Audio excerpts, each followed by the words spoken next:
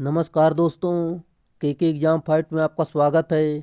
कैसे हैं आप सभी? उम्मीद है आप सभी सही होंगे और आपकी यूपीपीसीएल टीजी 2 की परीक्षा की तैयारी अच्छी चल रही होगी।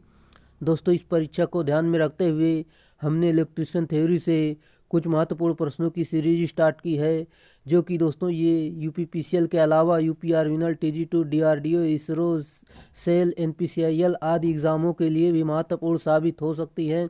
दोस्तों, अगर आप इस सीरीज को फॉलो करते हैं तो एक भी प्रश्न आपका यहाँ से बाहर जाने वाला नहीं है, क्योंकि दोस्तों हम इसमें सभी टॉपिक से रोज़ 150 प्रश्न करते हैं, जो कि दोस्तों एक भी प्रश्न आपको छूटने वाला नहीं है। चलिए, आपका ज़्यादा टाइम ना लेते हुए इन प्रश्नों की शुरुआत करते हैं। उससे पहले आपसे रिक्वेस्ट है, अगर आप चैनल पर नए हैं तो चैनल को सब्सक्राइब कर लीजिए और अपने दोस्तों में शेयर कर दीजिए। अगर वीडियो अच्छा लगता है तो वीडियो को लाइक ज़रूर करना। चलिए शुरुआत करते हैं। जैसा कि दोस्तों आज का हमारा प्रश्न दिया गया है, मानव शरीर पर बिजली के झटके का प्रभाव निम्नलिखित पर निर्भर करता है। सही उत्तर option number A line voltage इसका सही उत्तर होगा। जैसे कि दोस्तों 90 वोल्टेज तक की आपूर्ति यह मानव शरीर पर विपरीत झटका दे पाती है और जैसे जैसे वोल्टेज बढ़ाएंगे झटका तीव्र होता जाता है। अगला प्रश्न अगला है, जैसा कि निम्न में से कौन सी हानियां हैं जो किसी व्यक्ति को बिजली के झटके लगने से हो सकती है। सही उत्तर, जैसे कि दोस्तों किसी के अंग पर छाले पड़ जाना या मांस जल जाना और हृदय गति रुकना व मृत्यु होना, श्वास में रुकावट व मूर्छा, ये सारी मान लो ये सारी प्रक्रिया हो जाती हैं अगर बिजली के झटके से लग जाता है, तो दोस्तों ये सभी चीज़ आपको हो सकती हैं। चलिए अगला प्रश्न, इलेक्ट्रिक फायर के मामले में निम्नलिखित का प्रयोग आग बुझाने के लिए किया जा सकता है। Right answer option number C सूखा बालू का प्रयोग हम करते हैं। जैसा कि दोस्तों आग बुझाने के लिए प्रयोग किया जाता है, जैसे कि सूखा बालू है, कार्बन टेट्राक्लोराइड है और कार्बन डाइऑक्साइड आदि का प्रयोग करते हैं। चलिए अगला प्रश्न, जैसा कि विद्युत उपकरण में स्पार्किंग का कारण हो सकता है। राइट आंसर ऑप्शन नंबर ए ढीला कनेक्शन, ये इसका सही उत्तर है। चलिए अगले प्रश्न पर चलते हैं। आपका अगला प्रश्न दिया गया है, लोहे की चादर को सीधा करने के लिए डेड डैश का प्रयोग किया जाता है। सही उत्तर है ऑप्शन नंबर ए मैलेट का प्रयोग करते हैं। जैसे कि हम आरी के बारे में जानते हैं, जैसे कि आरी इसका उपयोग लोहे व अन्य धातुओं की चादरों, पाइप, नट बोल्टों आदि को काटने के लिए किया जाता है। ड्रिलिंग मशीन, विद्युत वायरिंग, लकड़ी या धात्विक वस्तुओं में तीव्र गति से छिद्र करने के लिए इसका उपयोग करते हैं। अगला प्रश्न अगला है, जैसा कि दोस्तों डेड डैश के लेपन के लिए बीटा बैक स्केटर तकनीकी का उपयोग होता है। सही उत्तर ऑप्शन नंबर ए मोटाई का मापन इसका राइट आंसर है। अगला प्रश्न अगला है, जैसे कि दोस्तों बेंच वाइस का आकार व्यक्त किया जाता है। सही उत्तर ऑप्शन नंबर बी जबड़ों की चौड़ाई से इसका राइट आंसर है। और यह जाब को मजबूती से जकड़ने वाला औजार है। विद्युत कार के लिए 10 सेंटीमीटर जबड़े वाली बेंच वाइस का प्रयोग किया जाता है। अगला प्रश्न अगला है, जैसा कि आपका अगला प्रश्न दिया गया है, डिवाइस का आकार व्यक्त किया जाता है। सही उत्तर दोस्तों ऑप्शन नंबर ए चूल एवं बिंदु के बीच की दूरी इसका राइट आंसर है। चलिए अगले प्रश्न पर चलते हैं। आपका अगला प्रश्न है, प्रतिरोध का तापमान गुणांक प्रतिरोध में प्रति डेड डैश होने वाला परिवर्तन होता है। सही उत्तर ऑप्शन नंबर ए ओम प्रति डिग्री सेंटीग्रेड इसका राइट आंसर है। चलिए जैसा कि दोस्तों आप देख सकते हैं, किसी चालक या पदार्थ का तापमान 0 डिग्री सेल्सियस से लेकर 1 डिग्री सेल्सियस तक बढ़ाने पर उसके प्रति इकाई प्रतिरोध में जो वृद्धि होती है उसे पदार्थ का 0 डिग्री सेल्सियस पर प्रतिरोध ताप गुणांक कहते हैं। इसका फार्मूला भी देख सकते हैं, RT बराबर R01 plus alpha 0 into T. इसका फार्मूला आप इसे ध्यान रखिए, यहाँ से सवाल काफ़ी महत्वपूर्ण बनते हैं इस फार्मूले से। अगला प्रश्न अगला है, जैसा कि दोस्तों विशिष्ट प्रतिरोध की एसआई यानी अंतरराष्ट्रीय मात्रक प्रणाली इकाई डेड डैश है। सही उत्तर option number C ohm into meter इसका राइट आंसर है। जैसा कि दोस्तों हम इसमें देखते हैं, जब किसी चालक का अनुप्रस्थ काट क्षेत्रफल 1 मीटर स्क्वायर हो तथा उसकी लंबाई 1 मीटर हो तो उसका विशिष्ट प्रतिरोध के बराबर होगा। दोस्तों इसका फार्मूला R बराबर रो एल अपान ए यहाँ पर देख सकते हैं। ये इसका फार्मूला है। चलिए अगला प्रश्न। अगला है जैसा कि दोस्तों कार्बन प्रतिरोध में कार्बन प्रतिरोध बनाने हेतु प्रयोग किया जाता है क्योंकि यह होता है। सही उत्तर ऑप्शन नंबर ए अधात्विक और आदर्श पदार्थ इसका सही उत्तर होगा।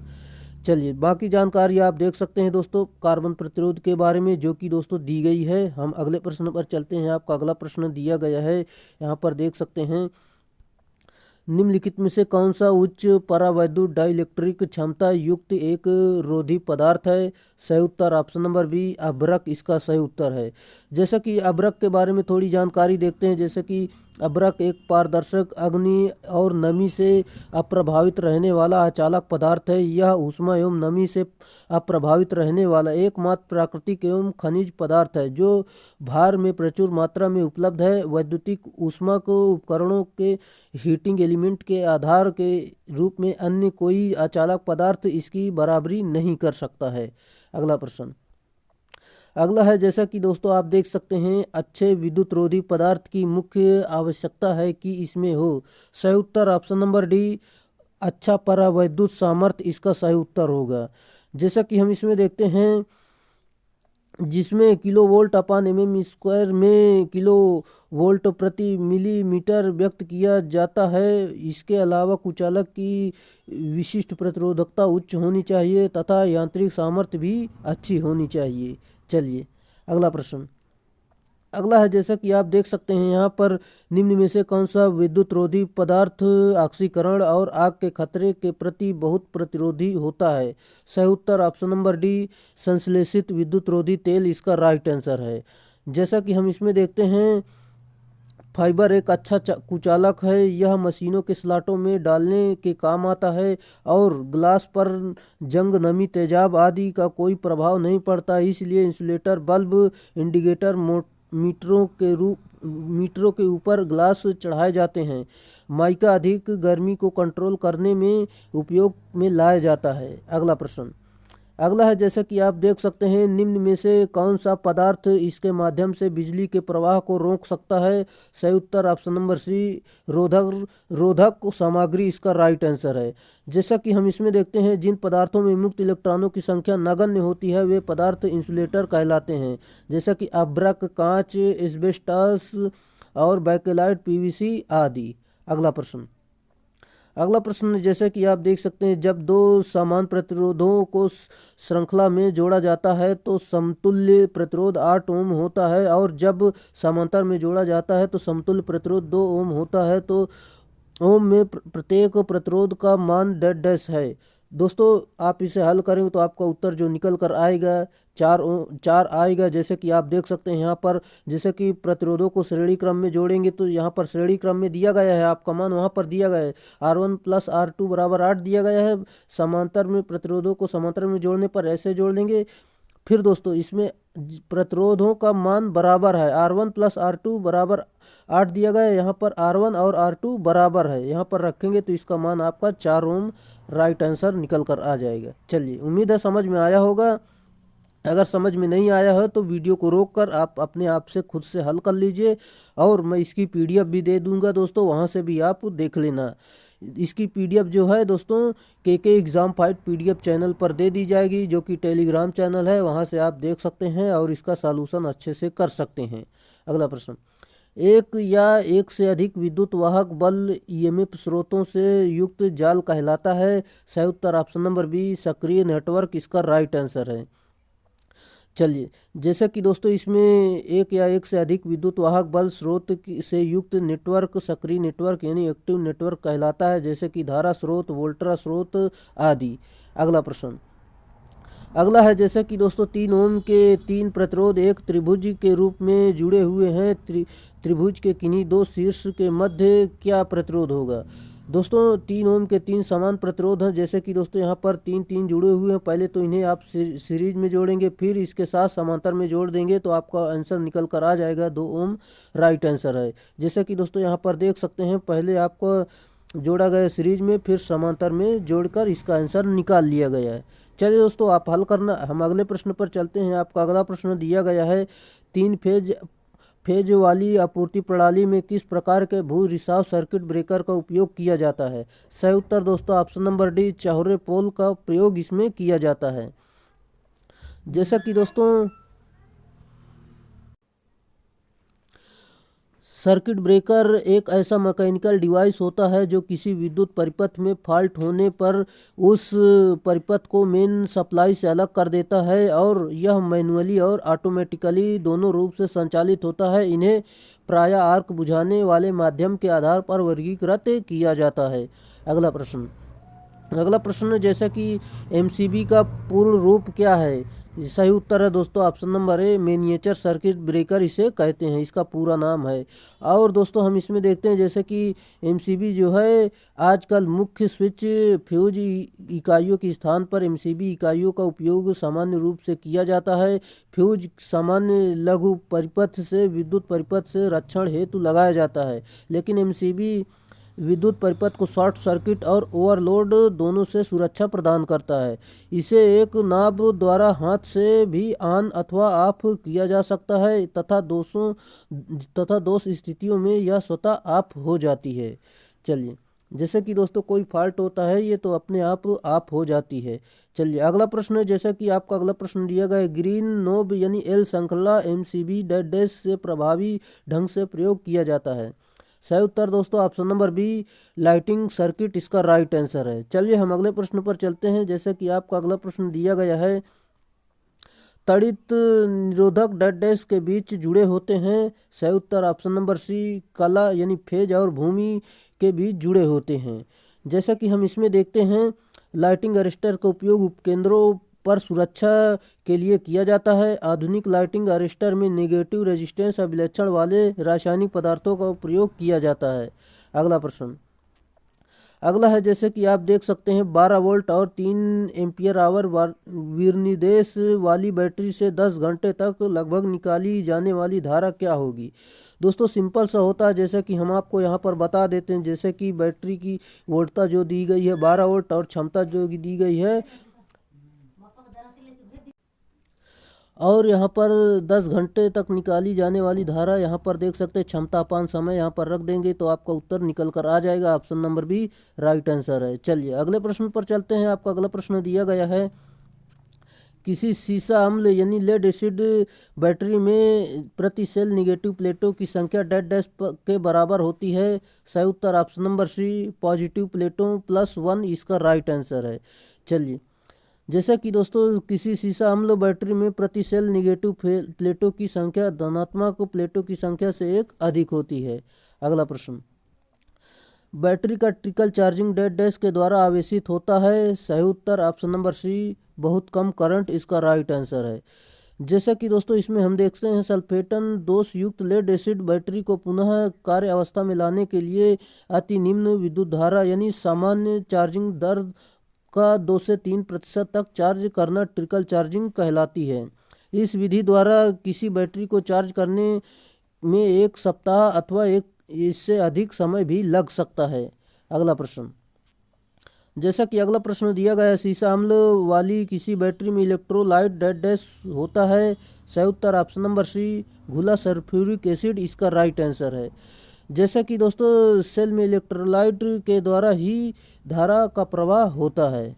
अगला प्रश्न जैसे कि आप देख सकते हैं यहाँ पर हिस्टैरिसीस चुंबकीय परिपथ में ऐसी परिघटना जिसके द्वारा, सही उत्तर दोस्तों ऑप्शन नंबर बी, जैसे कि दोस्तों BH से पश्चिगामी रह जाता है, ये इसका राइट आंसर है।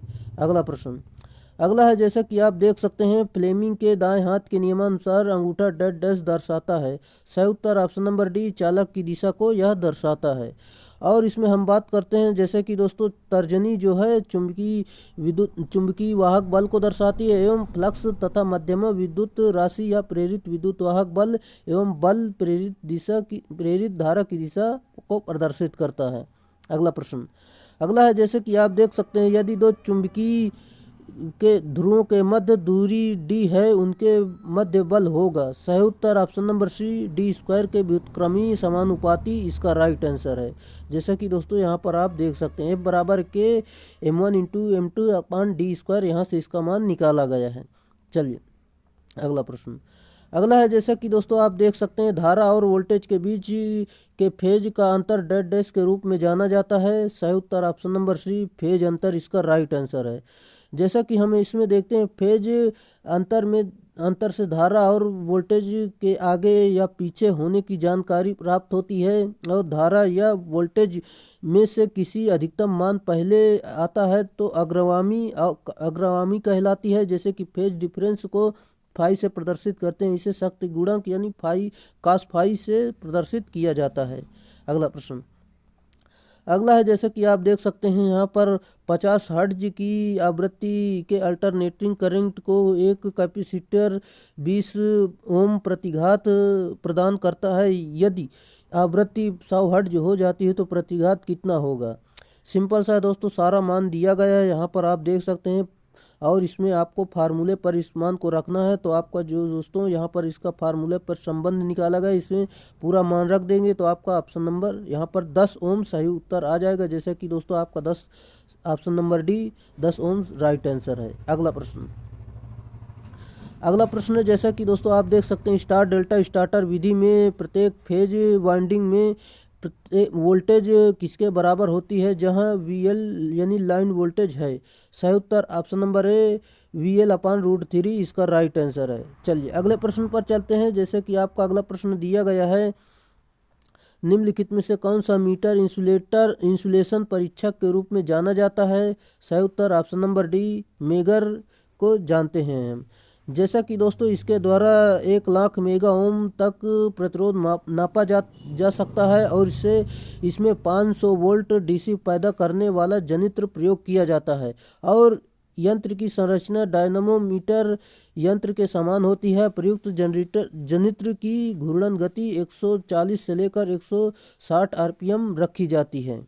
चलिए और दोस्तों यह यंत्र जो है यह अर्थ प्रतिरोध मापने वाला यंत्र मेगर अथवा अर्थ प्रतिरोध टेस्टर भी कहलाता है। अगला है जैसा कि दोस्तों अर्थिंग वायर आमतौर पर बना होता है। सही उत्तर ऑप्शन नंबर ए तांबे का बना होता है। बाकी जानकारी आप देख सकते हैं अर्थिंग के बारे में। चलिए हम अगले प्रश्न पर चलते हैं। आपका अगला प्रश्न है भूमि प्रतिरोध यदि ग्राउंड रेजिस्टेंस को इस प्रकार बनाया जाना चाहिए कि यह डेड डैश हो। सही उत्तर ऑप्शन नंबर ए जितना संभव हो उतना निम्न इसका राइट आंसर है। चलिए अगले प्रश्न पर चलते हैं। आपका अगला प्रश्न है जैसा कि आप देख सकते हैं यहाँ पर आपका अगला प्रश्न है संधि डायोड में क्या होता है। राइट आंसर दोस्तों ऑप्शन नंबर बी व्युत्क्रमी अभिनति में वृद्धि के साथ अवक्षय संधारिता घट जाती है, ये इसका राइट आंसर है। चलिए हम आपको फिर से एक बार बता देते हैं। जैसे कि संधि डायोड में व्युत्क्रम अभिनति में वृद्धि के साथ अवक्षय धारिता घट जाती है क्योंकि इसमें रिवर्स वोल्टेज में वृद्धि के साथ अवक्षय परत की चौड़ाई बढ़ जाती है। अगला प्रश्न जैसा कि सिलिकॉन और जर्मेनियम जैसे पदार्थों का प्रयोग निम्नलिखित के लिए किया जाता है। सही उत्तर ऑप्शन नंबर बी अर्धचालक के रूप में इसका प्रयोग किया जाता है। जैसे कि दोस्तों इसके बाहरी कोश में 4 इलेक्ट्रॉन होते हैं। ऐसे पदार्थ सेमीकंडक्टर मटेरियल कहलाते हैं। इनकी डोपिंग करके डायोड ट्रांजिस्टर SCR डायक आदि इलेक्ट्रॉनिक उपयंत्र बनाए जाते हैं। जैसे कि सिलिकॉन का परमाणु क्रमांक 14 होता है और जर्मेनियम का 32 होता है। चलिए अगला प्रश्न है आपका जैसा कि आप देख सकते हैं जब डायोड अग्रबायस है तो डेड डैश के समान होता है। सही उत्तर ऑप्शन नंबर बी एक ऑन स्विच इसका राइट आंसर है। चलिए जैसा कि आप यहाँ पर देख सकते हैं जब डायोड फॉरवर्ड बायस में होता है तो वह एक ऑन स्विच की तरह कार्य करता है। फॉरवर्ड बायस की अवस्था में P और N के मध्य अवरोधक अर्थात बैरियर की चौड़ाई कम हो जाती है जिससे यह एक लघु परिपथ की तरह कार्य करता है। अगला है जैसे कि दोस्तों यहाँ कुछ और जानकारी लेते हैं। जैसे कि रिवर्स बायस की अवस्था में इसके बैरियर की चौड़ाई बढ़ जाती है, यह एक खुला परिपथ की तरह कार्य करता है। इस अवस्था में डायोड ऑफ स्विच की तरह कार्य करता है। अगला है जैसा कि आप देख सकते हैं केवल एक डायोड का दिष्टकारी परिपथ जिसमें AC की केवल आधी तरंग के लिए धनात्मक तथा आधा चक्र ही आउटपुट देता है कहलाता है। सही उत्तर ऑप्शन नंबर बी अर्ध तरंग दृष्टकारी इसका राइट आंसर है। जैसा कि दोस्तों आप देख सकते हैं अर्ध तरंग दृष्टिकारी में केवल एक डायोड ही प्रयोग किया जाता है, क्योंकि दोस्तों यह केवल एसी के लिए अर्ध चक्र में ही कार्य करता है। कुछ और जानकारी देखते हैं, जैसे कि दोस्तों पूर्ण तरंग दृष्टिकारी यानी सेंटर टैप्ड में 2 डायोड का प्रयोग किया जाता है। यह एसी के दोनों चक्रों में धनात्मक तथा ऋणात्मक दोनों के लिए कार्य करता है। और पूर्ण तरंग दृष्टिकारी के रूप में दोनों चक्रों में पूर्ण तरंग दृष्टिकारी की तरह कार्य करता है, परंतु 4 डायोड प्रयोग इसमें किए जाते हैं। दोस्तों ये अर्धचालक डायोड है, जैसे कि दोस्तों यहाँ पर देख सकते हैं। चलिए अगले प्रश्न पर चलते हैं। आपको अगला प्रश्न दिया गया है, जैसे कि आप देख सकते हैं अर्ध तरंग दृष्टिकारी के लिए आवश्यक होता है। सही उत्तर ऑप्शन नंबर बी, इसमें 2 डायोड होते हैं। ये सॉरी दोस्तों, पूर्ण तरंग दृष्टिकारी के लिए 2 डायोड, अर्ध के लिए 1 होता है, और ब्रिज रेक्टिफायर के लिए दोस्तों वहाँ पर 4 डायोड का प्रयोग करते हैं। चलिए अगला प्रश्न है, जैसे कि आप देख सकते हैं अर्ध तरंग दृष्टिकारी परिपथ की दक्षता पूर्ण तरंग दृष्टिकारी से होगी। सही उत्तर ऑप्शन नंबर ए, आधी इसका राइट आंसर है। जैसा कि देख सकते हैं आप अर्ध तरंग दृष्टिकारी की दक्षता यहाँ पर देख सकते हैं 40.6%। पूर्ण तरंग दृष्टिकारी की दक्षता जो है 81.2%। अर्ध तरंग दृष्टिकारी की दोगुना होती है। अगला प्रश्न अगला है, जैसे कि आप देख सकते हैं किसी ट्रांजिस्टर का आकार होता है। सही उत्तर option number B, lightly doped इसका राइट आंसर है। जैसा कि दोस्तों ट्रांजिस्टर का आधार लाइटली डोप्ड होता है। ट्रांजिस्टर के आधार कलेक्टर एवं एमीटर के बीच होता है। इसका आकार 10⁻⁻6 मीटर के लगभग होता है। अगला प्रश्न अगला है, जैसे कि आप देख सकते हैं किसी ट्रांजिस्टर का उपयोग हो सकता है। सही उत्तर यहाँ पर देख सकते हैं प्रवर्धक के रूप में, स्विच के रूप में। इसका ऑप्शन नंबर सी, ए और बी दोनों के रूप में इसका प्रयोग किया जाता है। जैसा कि आप यहाँ पर देख सकते हैं इसका प्रयोग दोलित्र के विभिन्न प्रकार के सिग्नल उत्पन्न करने के लिए किया जाता है, तथा ट्रांजिस्टर का उपयोग करंट नियंत्रक के रूप में भी किया जाता है। मोटर नियंत्रक प्रणालियों में भी इसका प्रयोग करते हैं हम। अगला प्रश्न, जहाँ जटिल परिपथों में स्थिरता गुणांक एस बराबर आई सी अपान और ICO जहाँ डेल्टा होता है, तो यहाँ पर देख सकते हैं आपका ऑप्शन नंबर बी छोटा होगा 1 इसका राइट आंसर है। चलिए बाकी देख सकते हैं आप जटिल परिपथ में स्थिरता गुणांक यहाँ पर दिया गया IC/ICO होता है, और ट्रांजिस्टर में ICO बीटा तथा IB के परिवर्तनों के कारण उसमें अस्थिरता उत्पन्न होती है। दोस्तों आप इसे समझ लेंगे अच्छे से, जो कि काफ़ी महत्वपूर्ण है। ये आपकी यूपीपीसीएल TG2 में पूछा भी जा सकता है। जी देख सकते हैं यूपी आर्मिनल TG2 में 2015 में ये सवाल पूछा गया था।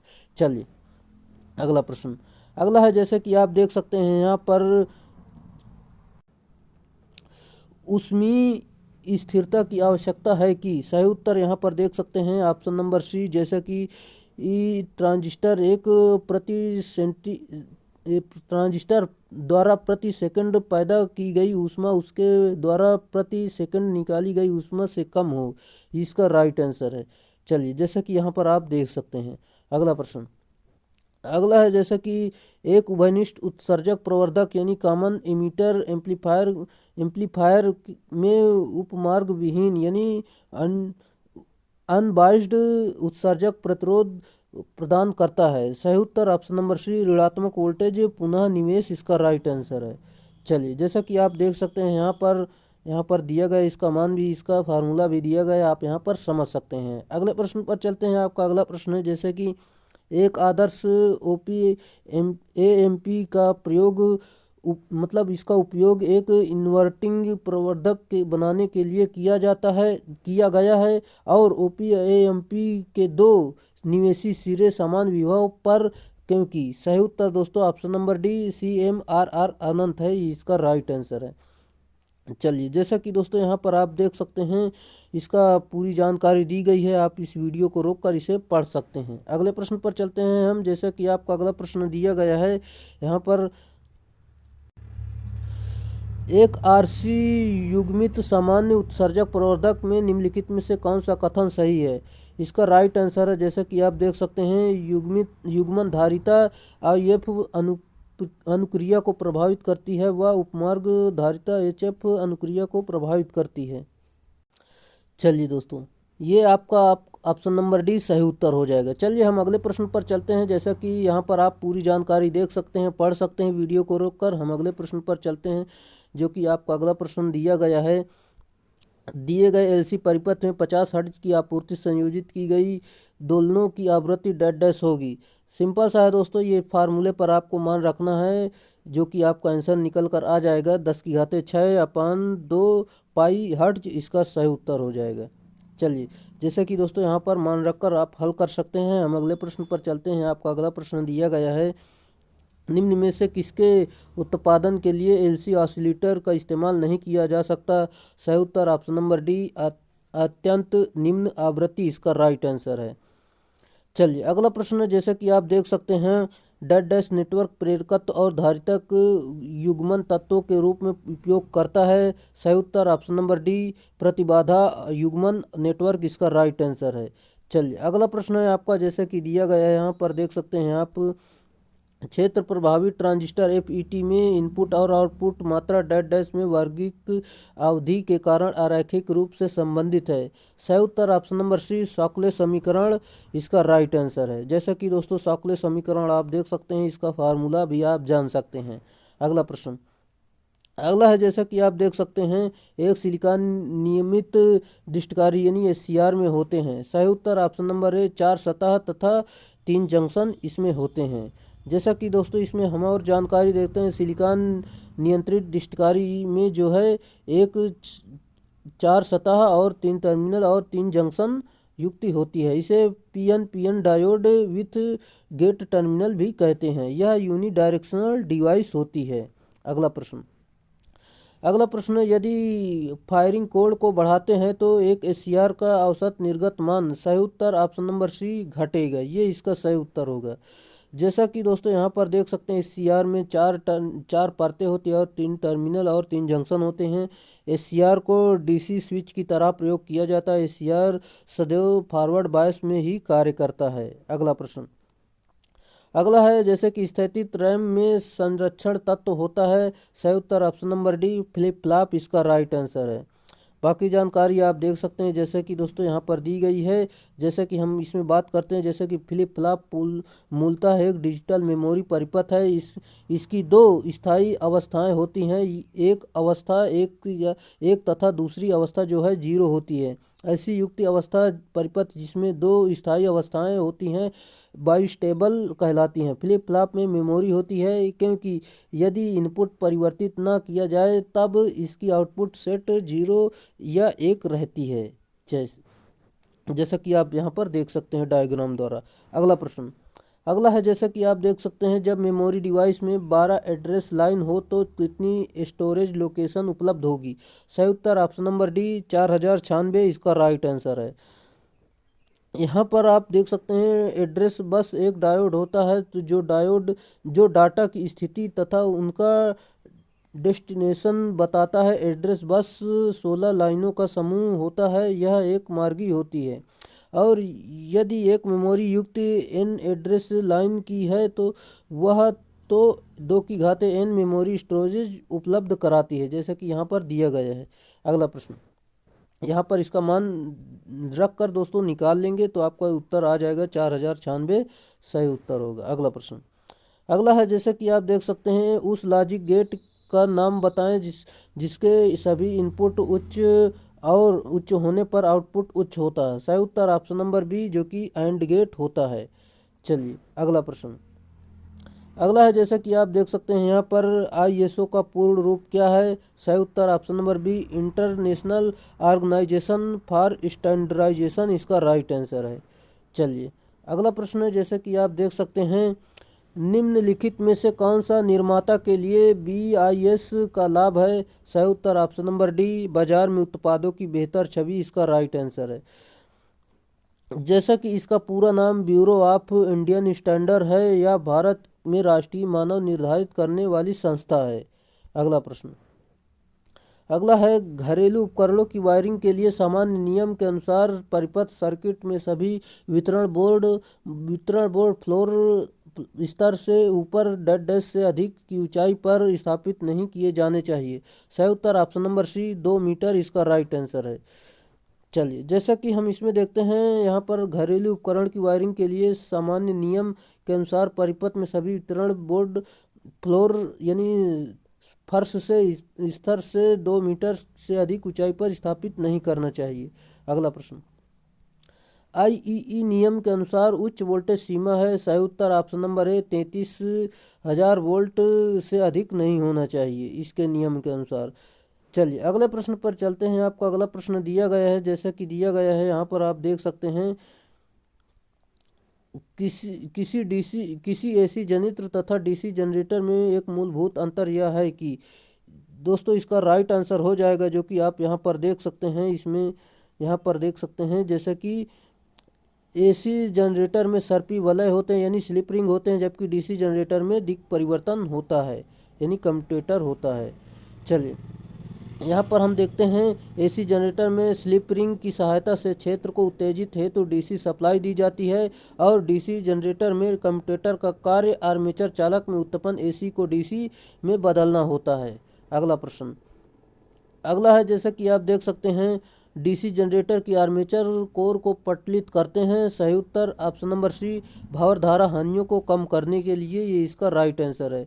जैसा कि दोस्तों यहाँ पर देख सकते हैं भावर धारा हानि का फार्मूला यहाँ पर देख सकते हैं आप। भावर धारा हानि क्रोड में उत्पन्न अधिकतम फ्लक्स घनत्व बी मैक्स वर्ग के समानुपाती होता है। भावर धारा हानि प्रदाय वोल्टता की आवृत्ति एफ के वर्ग के समानुपाती होती है।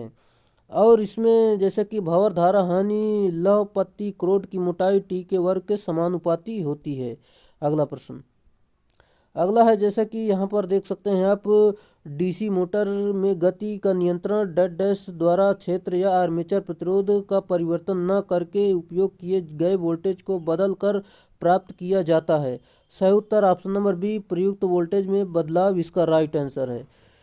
जैसे कि डीसी मोटर में गति नियंत्रण प्रयुक्त वोल्टेज में बदलाव करके क्षेत्र या आर्मेचर प्रतिरोध का परिवर्तन किए बिना वोल्टेज को बदल कर प्राप्त किया जाता है।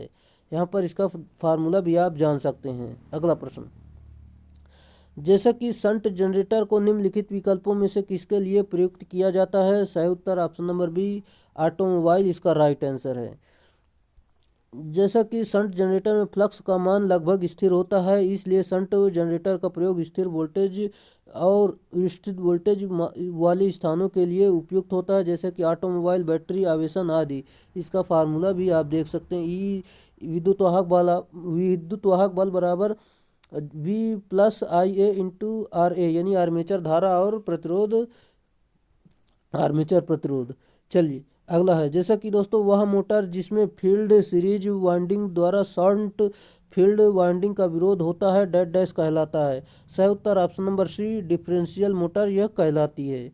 जैसा कि अवकल कंपाउंड मोटर में सीरीज फील्ड वाइंडिंग का फ्लक्स शंट फील्ड वाइंडिंग के द्वारा उत्पन्न फ्लक्स का विरोध करता है, जिसके कारण इसमें कुल फ्लक्स का मान कम हो जाता है और इसी कारण से इसमें प्रारंभिक बल आघूर्ण का मान भी कम हो जाता है। यहाँ पर देख सकते हैं फाई टी बराबर फाई शंट और माइनस सीरीज। चलिए अगला प्रश्न अगला है, जैसा कि आप देख सकते हैं उपकेंद्रों में विभव परिणामित्र का प्रयोग डेड डैश के परास बढ़ाने के लिए किया जाता है।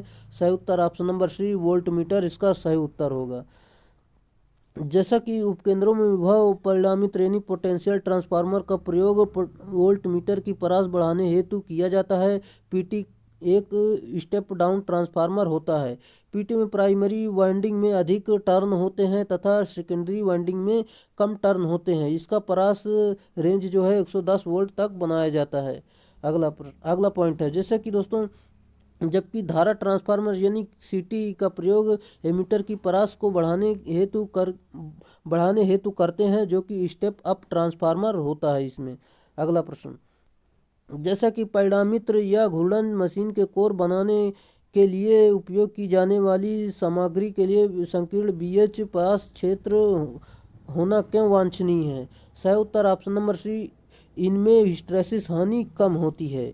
चलिए जैसा कि आप देख सकते हैं यहाँ पर जिनकी परमेबिलिटी उच्च हो और हिस्टैरिसीस हानि न्यूनतम हो, जैसे कि स्टील या कोस्ट आयरन इत्यादि। चूँकि जिस पदार्थ में बीएच लूप क्षेत्र बड़ा होता है उनमें हिस्टैरिसीस हानि अधिक होती है, अतः जिस पदार्थ का बीएच पास लूप क्षेत्र संकीर्ण होता है उसमें हिस्टैरिसीस कम होता है और ऐसे कोर ऐसे पदार्थों का ही बनाया जाता है। अगला प्रश्न अगला है, जैसा कि आप देख सकते हैं, परिणामी त्रिणी ट्रांसफार्मर कोर पटलन डैश द्वारा रोधन किए गए होते हैं। सही उत्तर ऑप्शन नंबर ए वार्निश इसका सही उत्तर होगा। चलिए, जैसा कि ट्रांसफार्मर की कोर लेमिनेटेड इसलिए किया जाता है ताकि भार धारा हानि कम किया जा सके और इसकी लेमिनेशन की जो मोटाई होती है 0.35 से लेकर 0.5 mm तक होती है। अगला प्रश्न अगला है, जैसे कि दोस्तों आप देख सकते हैं, 750 वाट और 250 वोल्ट के एक आयरन को 90 मिनट की अवधि के लिए इस्तेमाल किया जाता है, तो इसमें होने वाले ऊर्जा व्यय की गणना कीजिए। सिंपल सा दोस्तों, ऊर्जा व्यय बराबर वाट गुणे घंटा अपान 1000 से भाग दे देंगे तो आपका जो उत्तर निकल कर आ जाएगा। यहाँ पर देख सकते हैं ऑप्शन नंबर डी सही उत्तर होगा, जो कि 1.125 किलो वाट इसका सही उत्तर होगा। अगला प्रश्न, डायनमो एक प्रकार के माप यंत्रों का उपयोग इनमें से किसके रूप में किया जाता है? सही उत्तर option number A watt meter इसका सही उत्तर होगा। जैसा कि डायनमो प्रकार के वाट मीटर का उपयोग डीसी अथवा एसी स्रोत पर समान रूप से किया जा सकता है। इस यंत्र का पैमाना वाट मीटर के लिए समरूप होता है। अगला प्रश्न अगला है, जैसे कि आप देख सकते हैं, जिस प्रतिरोध यानी रजिस्टर में प्रतिरोध में वृद्धि के साथ तापमान में वृद्धि होती है उस प्रतिरोध को डैश कहा जाता है। सही उत्तर ऑप्शन नंबर बी सेंसिटर कहते हैं। जैसा कि इसमें देख सकते हैं आप, जिस प्रतिरोध में वृद्धि के साथ तापमान में वृद्धि होती है उस प्रतिरोध को सेंसिटर कहा जाता है। तापमान में वृद्धि से सेंसिटर प्रतिरोध बढ़ता है, अतः इस प्रतिरोध का तापमान गुणात्मक धनात्मक होता है। इसका प्रतिक्रिया पीटीसी जो है थर्मिस्टर से तेज होता है। इसका प्रयोग इलेक्ट्रॉनिक परिपथों में किया जाता है। अगला प्रश्न, चल लौह प्रकार के मीटर में कुंडली में डैश होती है। सही उत्तर ऑप्शन नंबर बी मोटे तार और फेरों की कम संख्या इसका सही उत्तर होगा। अगला पॉइंट इसमें देखते हैं, जैसे कि चल लौह उपयंत्रिणी एमीटर वोल्टमीटर डीसी तथा एसी दोनों ही विद्युत सप्लाई में प्रयोग किए जा सकते हैं और चल लौह प्रकार के उपयंत्रों में वायु घर्षण अवमंदक प्रणाली का प्रयोग की जाती है। इस यंत्र का पैमाना समरूप नहीं होता है। अगला प्रश्न, जैसा कि 2 पोल और 3 फेज इंडक्शन मोटर में 3 फेज वाइंडिंग्स एक दूसरे के साथ कितने दूरी पर होंगे? सही उत्तर ऑप्शन नंबर बी 120 डिग्री इसका सही उत्तर होगा। जैसा कि यहाँ पर आप देख सकते हैं, 2 पोल 3 फेज इंडक्शन मोटर में 3 फेज वाइंडिंग एक दूसरे से 120 डिग्री दूरी पर होते हैं और फेज के बीच का कोण जो है यहाँ पर इसका मान निकाल सकते हैं आप। इसका फार्मूला यहाँ पर दिया गया है 360 डिग्री अपान फेजों की संख्या। जैसे कि दोस्तों 3 से अधिक फेजों के लिए यहाँ पर निकाल सकते हैं और 2 फेजों के लिए यहाँ पर जो दिया है 90 डिग्री होता है। अगला प्रश्न, जैसा कि यहाँ पर देख सकते हैं, स्टार डेल्टा स्टार्टर विधि में प्रत्येक फेज वाइंडिंग में वोल्टेज किसके बराबर होती है जहाँ की लाइन वोल्टेज है? सही उत्तर दोस्तों option number B V L upon √3 इसका सही उत्तर होगा। चलिए, बाकी जानकारी आप देख सकते हैं, यहाँ पर इसका फार्मूला भी जान सकते हैं। हम अगले प्रश्न पर चलते हैं। आपका अगला प्रश्न दिया गया है, यहाँ पर आप देख सकते हैं, एक इंडक्शन मोटर में ग्रास आउटपुट पावर कितनी होती है? सही उत्तर option number A rotor power की 1 - स्लिप की गुना इसका सही उत्तर होगा। चलिए, इसका फार्मूला देख सकते हैं, रोटर पावर आउटपुट बराबर 1 - स्लिप गुणे रोटर इनपुट और रोटर कॉपर लॉस बराबर स्लिप गुणे रोटर इनपुट इसका फार्मूला जान सकते हैं आप। अगला प्रश्न है, जैसे कि शैथिल मोटर के संबंध में निम्नलिखित में से कौन सा कथन सही है? सही उत्तर ऑप्शन नंबर सी यह स्वपरिवर्तित यानी सेल्फ स्टार्टिंग होती है। चलिए, जैसा कि शैथिल मोटर स्वपरिवर्तित मोटर होती है जो कि एक सिंक्रोनस मोटर होती है। यह मोटर एक नियत टार्क उत्पन्न करती है जिसका मान मोटर के विभिन्न गतियों पर भी अपवर्तित रहती है। इस मोटर का उपयोग वैद्युत घड़ी साउंड उपकरणों आदि में किया जाता है। अगला प्रश्न, अगला है जैसे कि आप देख सकते हैं, एक वेरिएबल रिलक्टेंस मोटर में प्रत्येक चार पोल के साथ 10 दांत, यदि रोटर में 80 दांत हैं तो स्टेप कोण क्या होगा। सही उत्तर दोस्तों आप हल करें तो आपका जो उत्तर निकल कर आ जाएगा 4.5 डिग्री सही उत्तर होगा। जैसे कि दोस्तों स्टेप कोण बराबर NS माइनस NR अपान NS गुड़े NR गुड़ते 360। यहाँ पर इसमें मान पूरा रख देंगे तो आपका जो उत्तर निकल कर आ जाएगा। चलिए अगले प्रश्न पर चलते हैं। आपका अगला प्रश्न है जैसे कि दोस्तों देख सकते हैं, एकल फेज प्रेरण मोटर के लिए प्रतिरोध slipped phase type starting motor में सहायक वाइंडिंग यानी ऑक्सिलरी वाइंडिंग में निम्न में से क्या होता है। सही उत्तर ऑप्शन नंबर है उच्च प्रतिरोध और निम्न प्रेरकी प्रतिघात इसका सही उत्तर होगा। चलिए अगला प्रश्न है जैसे कि आप देख सकते हैं, यहाँ पर अगला प्रश्न दिया गया है, एक 4 पोल वाला प्रत्यावर्तक यानी अल्टरनेटर 1500 RPM पर चल रहा है तो प्रत्यावर्तक की आवृत्ति डेड डैश होगी। सही उत्तर हो जाएगा जो कि दोस्तों ऑप्शन नंबर बी 50 हर्ट्ज। जैसे कि हम आपको यहाँ पर बता देते हैं, यहाँ पर इस फार्मूले पर आपको मान रखना है। जैसे कि दोस्तों NS बराबर यानी तुल्यकालिक गति दी गई है और पोल दिए गए हैं, यहाँ पर NS का मान रख देंगे और पोल यहाँ पर रख देंगे तो आपका उत्तर जो निकल कर आ जाएगा जो कि ऑप्शन नंबर बी 50 हर्ट्ज सही उत्तर होगा। चलिए आप निकाल लेना, कैलकुलेशन करना सिंपल सा है। जैसे कि प्रत्यावर्ती यानी अल्टरनेटर की रेटिंग डेड डैश होती है। सही उत्तर option number C kilo volt ampere इसका सही उत्तर होगा। चलिए जैसा कि दोस्तों यहाँ पर अल्टरनेटर के द्वारा AC की सप्लाई प्राप्त होती है, जैसे कि किलोवाट बराबर kilo volt ampere cos phi, जहाँ की कास फाई शक्ति गुणक होता है। अगला प्रश्न अगला है जैसा कि दोस्तों यहाँ पर देख सकते हैं आप, दो प्रत्यावर्तित यानी अल्टरनेटर के तुल्यकालन के लिए मुख्य शर्तें हैं। सही उत्तर ऑप्शन नंबर डी वोल्टेज आवृत्ति और फेज अनुक्रम समान होने चाहिए, ये इसका सही उत्तर होगा। जैसा कि और क्या समान होने चाहिए, जैसा कि हम बात करते हैं इसमें समांतर में चलते हुए अल्टरनेटर का टर्मिनल वोल्टेज बस बार वोल्टेज के समान होना चाहिए, और जैसे कि समांतर में चलते हुए अल्टरनेटर का आवृत्ति और फेज अनुक्रम बस बार की आवृत्ति और उसके फेज अनुक्रम समान होने चाहिए। और क्या समान होना चाहिए, जैसे कि दोस्तों समांतर में चल रहे अल्टरनेटर सदैव तुल्यकालिक गति पर चलते हैं।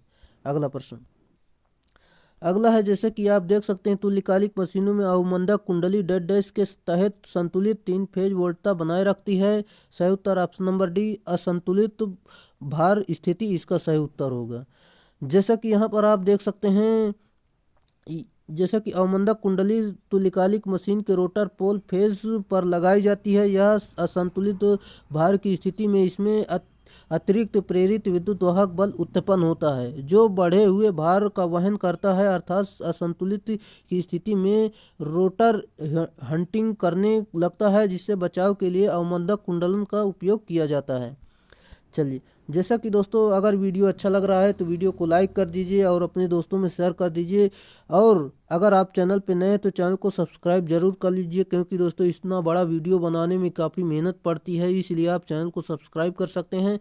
और दोस्तों यहाँ से आपके निश्चित ही प्रश्न पूछे जाएंगे। दोस्तों आपका यूपीपीसीएल का जो एग्ज़ाम आ रहा है, यहाँ से एक भी प्रश्न बाहर नहीं जाएगा, चाहे तो आप देख लेना। यूपीआरवीएनएल वालों ने देखा होगा, यहाँ से दोस्तों अधिक से अधिक प्रश्न यहीं से मिल गए थे। चलिए तुल्यकालिक मोटर का प्रयोग डेड डैश के लिए किया जाता है। सही उत्तर ऑप्शन नंबर सी जो कि वोल्टता नियमन और शक्ति गुणांक सुधार करने के लिए इसका प्रयोग करते हैं हम। जैसा कि तुल्यकालिक मोटर जो होती है यानी सिंक्रोनस मोटर एक नियत गति कांस्टेंट स्पीड मोटर होती है जो तुल्यकालिक गति पर चलती है। इसका फार्मूला भी देख सकते हैं आप। अगला प्रश्न उल्टा वी वक्र डेड डैश का ग्राफ है। सही उत्तर option number B power factor धारा इसका सही उत्तर होगा। चलिए जैसा कि दोस्तों यहाँ पर क्षेत्र धारा जैसे कि देख सकते हैं, उल्टा वी वक्र जो इन्वर्स वी कर्व शक्ति गुणक पावर फैक्टर और क्षेत्र धारा यानी फील्ड करंट के मध्य खींचा जाता है, जैसे कि आप यहाँ पर देख सकते हैं। अगला प्रश्न अगला है जैसे कि तुल्यकालिक मोटर में डेड डैश की आवश्यकता होती है। सही उत्तर दोस्तों यहाँ पर देख सकते हैं, यहाँ पर जैसे कि 3 फेज प्रत्यावर्ती धारा और तिष्ठ धारा आपूर्ति ये दोनों इसमें ज़रूरत होती है। अगला प्रश्न अगला है जैसे कि आप देख सकते हैं, किस प्रकार की मशीनों में तरंग कुंडली को प्राथमिकता दी जाती है? सही उत्तर ऑप्शन नंबर सी, निम्न विद्युत धारा और उच्च वोल्टता इसका सही उत्तर होगा। जैसा कि यहाँ पर दिया गया है, जब उच्च धारा यानी हाई करंट और निम्न वोल्टता हो तो उस स्थिति में लैप वाइंडिंग का प्रयोग किया जाता है। अगला प्रश्न, वेव वाइंडिंग में कितने समांतर पथ होते हैं? सही उत्तर ऑप्शन नंबर सी, 2 समांतर पथ इसमें होते हैं, जबकि लैप में समांतर पथों की संख्या और पोल्स की संख्या बराबर होती है। लैप वाइंडिंग का प्रयोग अधिक धारा तथा कम वोल्टेज प्राप्त करने के लिए होता है और वेव वाइंडिंग का प्रयोग कम धारा और अधिक वोल्टेज प्राप्त करने के लिए किया जाता है। अगला प्रश्न, वेव वाइंडिंग में डैश डैश होता है? सही उत्तर ऑप्शन नंबर डी, ए बराबर 2, जो कि हमने आपको बता दिया है। अगला प्रश्न, 3 फेज वाली प्रणाली में वाइंडिंग कॉइल के बीच फेज अंतर? सही उत्तर ऑप्शन नंबर ए 120 डिग्री और 2 फेज वाली में 90 डिग्री होता है। अगला प्रश्न, अधिकांश सिंगल फेज वाले मोटरों में आमतौर पर किस प्रकार की वाइंडिंग का उपयोग किया जाता है? सही उत्तर ऑप्शन नंबर बी, कॉन्स्टेंटिंग वाइंडिंग का प्रयोग इसमें करते हैं। और इस प्रकार की वाइंडिंग में एक कॉइल ग्रुप की सभी कॉइल संकेंद्री प्रकार की होती हैं। इस प्रकार की वाइंडिंग में अधिक मेहनत करनी पड़ती है तथा इसकी विशेषता यह है कि इसमें अधिक शीतलन स्थान प्राप्त होता है। अगला प्रश्न, पूर्ण अंतराल वाइंडिंग में डेड डैश? सही उत्तर दोस्तों ऑप्शन नंबर ए, कुंडली अंतराल बराबर पोल अंतराल इसका सही उत्तर होगा। जैसा कि दोस्तों यहाँ पर आप देख सकते हैं, पूर्ण पिच वाइंडिंग का पिच फैक्टर इकाई होता है, जैसे कि कॉइल पिच बराबर पोल पिच होता है। अगला प्रश्न, पूरी अंतराल वाइंडिंग में कॉइल अंतराल और पोल अंतराल के बीच क्या संबंध है? सही उत्तर ऑप्शन नंबर ए, कॉइल अंतराल और बराबर पोल अंतराल होता है इसमें। जैसा कि यहाँ पर फुल पिच वाइंडिंग में देख सकते हैं 180 डिग्री होता है और पूर्ण पिच वाइंडिंग का पिच फैक्टर यहाँ पर देख सकते हैं, पिच फैक्टर बराबर एस अपान पी यानी स्लॉट अपान पोल होते हैं। अगला प्रश्न, अगला है जैसे कि एसी वाइंडिंग में अंतराल कारक डैश डैश के अनुपात में होता है? सही उत्तर ऑप्शन नंबर डी, वाइंडिंग अंतराल अपान पोल अंतराल इसका सही उत्तर होगा, जैसा कि देख सकते हैं आप। अगला प्रश्न, अगला है जैसा कि आप दिया गया यहाँ पर देख सकते हैं, जैसे कि संपर्कों के कार्यों के आधार पर लिमिट स्विच को प्रकार में विभाजित किया गया है। सही उत्तर ऑप्शन नंबर ए, 2 इसका राइट आंसर है। अगला प्रश्न, विद्युत लाइन में स्विच कौन से तार पर लगाया जाता है? सही उत्तर ऑप्शन नंबर बी, फेज में लगाया जाता है। जैसा कि दोस्तों विद्युत लाइन में स्विच फेज तार पर लगाया जाता है। स्विच वह युक्ति है जो परिपथ को ऑन तथा ऑफ के कार्य के लिए प्रयुक्त होती है। अगला प्रश्न, जैसा कि विद्युत परिपथ यानी इलेक्ट्रिक सर्किट को अति गर्म होने से कैसे बचाया जाता है? सही उत्तर ऑप्शन नंबर सी, फ्यूज इसका सही उत्तर होगा। बाकी आप फ्यूज के बारे में जानकारी जानते ही होंगे और अगर नहीं जानते हैं तो यहाँ से देख लीजिएगा। हम अगले प्रश्न पर चलते हैं। जैसा कि खुले फ्यूज का प्रतिरोध होता है? सही उत्तर ऑप्शन नंबर बी, अनंत होता है। यहाँ पर हम देखते हैं जैसे कि खुले फ्यूज का प्रतिरोध अनंत होता है। फ्यूज का प्रयोग सर्किट में लगे उपकरण की सुरक्षा के लिए किया जाता है। परिपथ में फ्यूज हमेशा सीरीज में लगाए जाते हैं और इसकी रेटिंग एम्पियर में होती है। अगला प्रश्न, अगला है जैसे कि आप देख सकते हैं, जैसे कि दोस्तों ऊंची इमारतों में नुकीले चालक लगाए जाते हैं क्योंकि वह, इसका जो सही उत्तर हो जाएगा, जैसे कि आप देख सकते हैं, मेघ से आवेशों को हटाकर पृथ्वी में स्थानांतरित कर देते हैं, ये इसका सही उत्तर होगा। अगला प्रश्न, देख सकते हैं आप चित्र में दिया हुआ चित्र क्या दर्शाता है? सही उत्तर दोस्तों यहाँ पर आप देख सकते हैं, पहले तो आपको देखना है ये किसका चित्र बना हुआ है और फिर आपको आंसर करना है। जैसा कि इसका सही उत्तर हो जाएगा ओसीबी, इसका सही उत्तर हो गया, यानी आयल सर्किट ब्रेकर होता है ये। जैसे कि ओसीबी तेल परिपथ वियोजक में इस्पात का एक सुदृढ़ टैंक होता है जिसमें एक अनिश्चित सतह परावैद्युत तेल भरा जाता है और इसमें ट्रांसफार्मर तेल कहते हैं इसको। अगला प्रश्न, अगला है जैसा कि आप देख सकते हैं, बैटन पर टीआरएस केबल डैश डैश के लिए उपयुक्त होता है? सही उत्तर ऑप्शन नंबर सी, कम वोल्टता इसका सही उत्तर होगा। जैसा कि टीआरएस केबल का पूरा नाम टफ रबर शीट केबल होता है।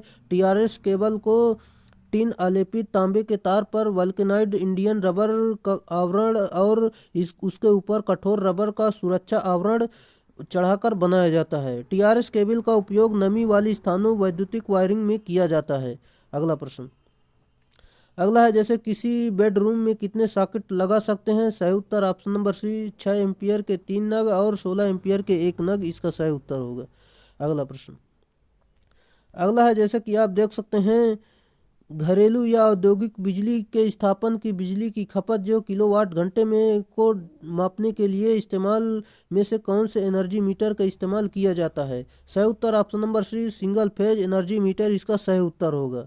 चलिए अगले प्रश्न पर चलते हैं। जैसे कि दोस्तों वायरिंग के लिए डेड डैश एक आवश्यक सामग्री है। सही उत्तर ऑप्शन नंबर सी लकड़ी के पेंच इसका सही उत्तर होगा। जैसा कि यहाँ पर देख सकते हैं elbow tee expansion bend saddle जो है अर्थ क्लिप लकड़ी के पेंच socket nipple inspection elbow inspection tee conduit tee और 1 way junction 2 way junction box और 3 way junction box earth wire और fan box sunmica sheet flexible conduit आदि का इसमें प्रयोग करते हैं वायरिंग के लिए। अगला प्रश्न, जैसा कि दोस्तों वाहनों के डैशबोर्ड तथा वैद्युतिक मशीनों के नियंत्रक पट समानता यह है कि सही उत्तर ऑप्शन नंबर डी दोनों में उच्च वोल्टता उपस्थित रहती है, ये इसका सही उत्तर होगा। चलिए हम अगले प्रश्न पर चलते हैं। आपको अगला प्रश्न दिया गया है, यहाँ पर देख सकते हैं आप 3 फेज विद्युत वितरण पट्टी में प्रयोग किए जाने वाले वोल्टमीटर का प्रास है। सही उत्तर ऑप्शन नंबर डी जो कि 0 से लेकर 500 वोल्ट इसका सही उत्तर होगा। चलिए अगला प्रश्न पर चलते हैं। आपका अगला प्रश्न दिया गया है नियंत्रक पट्टों में बल्ब पायलट लैंप एलईडी का प्रयोग डेड डैश के रूप में किया जाता है। सही उत्तर ऑप्शन नंबर बी सूचक युक्त इसका सही उत्तर है। जैसा कि दोस्तों नियंत्रक पट्ट का निर्माण मशीन संयंत्र की आवश्यकताओं के अनुरूप किया जाता है। अगला प्रश्न, विद्युत वितरण उपकेंद्र के नियंत्रक पट्ट में दिष्टकारी का प्रयोग किया जाता है। सही उत्तर ऑप्शन नंबर बी एसी मापक यंत्रों को डीसी मापक यंत्रों में परिवर्तित करने हेतु इसका सही उत्तर होगा। जैसा कि आप यहाँ पर देख सकते हैं विद्युत वितरण उपकेंद्रों में नियंत्रक पट्ट में दिष्टकारी बैटरी आवेशन रिले प्रचालन तथा एलईडी हेतु प्रयोग किया जाता है। एसी आपूर्ति को डीसी आपूर्ति में परिवर्तित करने वाली युक्त दिष्टकारी कहलाती है। अगला प्रश्न, अगला है जैसा कि आप देख सकते हैं 1000 वाट और 230 वोल्ट एक तापन हीटर कुंडली को 2 बराबर भागों में काटा जाता है और फिर उनमें एक भाग को उसी आपूर्ति से जोड़ा जाता है जो उपयुक्त शक्ति क्या होगी? सही उत्तर ऑप्शन नंबर सी 2000 वाट इसका सही उत्तर होगा। जैसा कि देख सकते हैं इसमें प्रतिरोध इसमें से इसका जो हीट का जो फार्मूला होता है H बराबर I² RT होता है।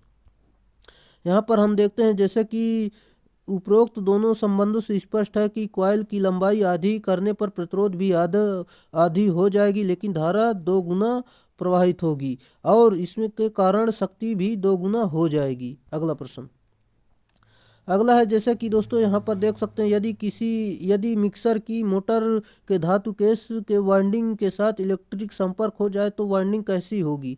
सही उत्तर ऑप्शन नंबर डी ग्राउंडेड इसका सही उत्तर होगा। जैसा कि मिक्सर में यूनिवर्सल मोटर का प्रयोग किया जाता है जो कि एसी और डीसी दोनों समान रूप से प्रचलित होती है। इस मोटर के रूप में धातु केस वाइंडिंग के साथ लघु परिपथ हो जाए तो वाइंडिंग ग्राउंडेड हो जाएगी।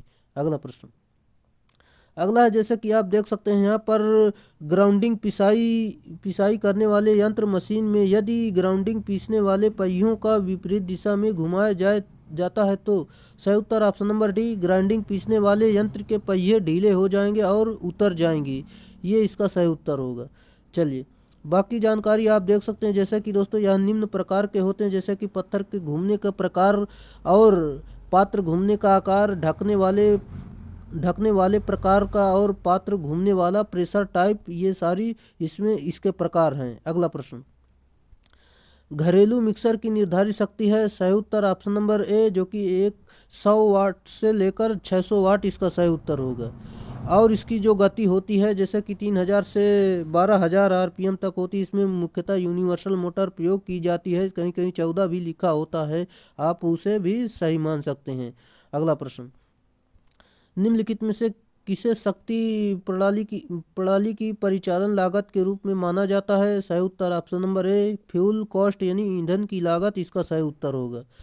जैसा कि यहाँ पर आप देख सकते हैं, यह बिजली द्वारा जनित ऊर्जा यानी KWH यानी किलोवाट पर निर्भर करता है। इसके अंतर्गत ईंधन की कीमत, पानी की कीमत, स्नेहन की कीमत, तेल की कीमत आदि आते हैं। अगला प्रश्न, अगला है जैसे कि आप देख सकते हैं, जहां उपभोक्ता को विद्युत ऊर्जा पर शुल्क उसकी अधिकतम मांग और ऊर्जा की खपत के अनुसार प्रभारित किया जाता है तथा जिसे Z बराबर A+BY के रूप में व्यक्त किया जाता है, यूज डैश डैश के रूप में जाना जाता है। सही उत्तर इसका हो जाएगा जो कि आप देख सकते हैं ऑप्शन नंबर डी हॉपकिंसन मांग दर इसका सही उत्तर हो जाएगा। चलिए अगला प्रश्न है आपका, जैसे कि आप देख सकते हैं, जब एक ट्रांसमिशन लाइन का लाइन वोल्टेज लगभग डैश डैश के थ्रेशोल्ड मान से अधिक हो जाता है तो इसके फलस्वरूप हवा का आयनीकरण हो जाता है। सही उत्तर option number D 30 kilo volt इसका सही उत्तर होगा। चलिए जैसा कि यहाँ पर देख सकते हैं, थ्रेशोल्ड वोल्टेज होता है जो परावैद्युत माध्यम सह सके उसके ऊपर होने पर परावैद्युत माध्यम जैसे कि हवा का आयनीकरण हो जाता है और वह एक चालक की भांति कार्य करने लगती है। अगला प्रश्न, जैसा कि EHV प्रणाली का उपयोग आमतौर पर बिजली के डैश डैश के लिए किया जाता है। सही उत्तर ऑप्शन नंबर सी संचरण इसका सही उत्तर होगा। बाकी देख सकते हैं, प्राथमिक संचरण वोल्टेज इन्हें उच्च तनाव वोल्टेज यानी हाई टेंशन ट्रांसमिशन वोल्टेज भी कहते हैं। जैसे कि दोस्तों इसमें 800 किलो वोल्ट और 750 किलो वोल्ट और 400 किलो वोल्ट और 220 किलो वोल्ट और 132 किलो वोल्ट और 66 किलो वोल्ट यहाँ पर देख सकते हैं। 30 संचरण वोल्टेज देख सकते हैं, 66 किलो वोल्ट और 33 किलो वोल्ट आदि। अगला प्रश्न, अगला है जैसा कि व्यावसायिक ट्रांसमिशन लाइन में डैश डैश के कंडक्टर का इस्तेमाल किया जाता है। सही उत्तर ऑप्शन नंबर बी एल्युमिनियम इसका सही उत्तर होगा। जैसा कि एल्युमिनियम का उपयोग करने का मुख्य कारण उसकी प्रकृति में पर्याप्त उपलब्धता और कम कीमत इसका सही उत्तर होगा। अगला प्रश्न, निम्नलिखित में से किसके द्वारा इंसुलेशन का अत्यधिक गर्म होना इंगित करता है? सही उत्तर ऑप्शन नंबर बी जलने की गंध इसका सही उत्तर होगा। अगला प्रश्न, जैसे कि निम्न में से कौन सा भूमिगत केबिल अधिकतम वोल्टता ले जा सकती है? सही उत्तर ऑप्शन नंबर डी आयल पूर्ति केबिल इसका सही उत्तर होगा। चलिए जैसा कि यहाँ पर आप देख सकते हैं, निम्न वोल्टता केबिल के लिए 1000 किलो वोल्ट तक वोल्टता के लिए प्रयुक्त किया जाता है तथा उच्च वोल्टता केबिल के लिए 1000 वोल्ट यानी 1000 किलो वोल्ट से लेकर 11000 किलो वोल्ट तक के लिए प्रयुक्त किया जाता है एवं श्रेष्ठ वोल्टता के लिए 11000 से लेकर 33000 किलो वोल्ट और अति उच्च वोल्टता के लिए 33000 से 132 किलो वोल्ट तक प्रयुक्त किया जाता है और अति श्रेष्ठ के लिए वोल्टता के लिए 132 किलो वोल्ट से अधिक प्रयोग किया जाता है इसमें। अगला प्रश्न, किसी केबल का कुचालक पदार्थ छीलने के लिए चाकू किस कोण पर रखना चाहिए? सही उत्तर ऑप्शन नंबर बी 20 डिग्री से कम इसका सही उत्तर होगा। अगला प्रश्न, ऑटोमोबाइल में प्रयोग किए जाने वाले केबल आमतौर पर सही उत्तर option number A vulcanised rubber द्वारा इंसुलेटेड होते हैं, ये इसका सही उत्तर होगा। अगला प्रश्न, किसी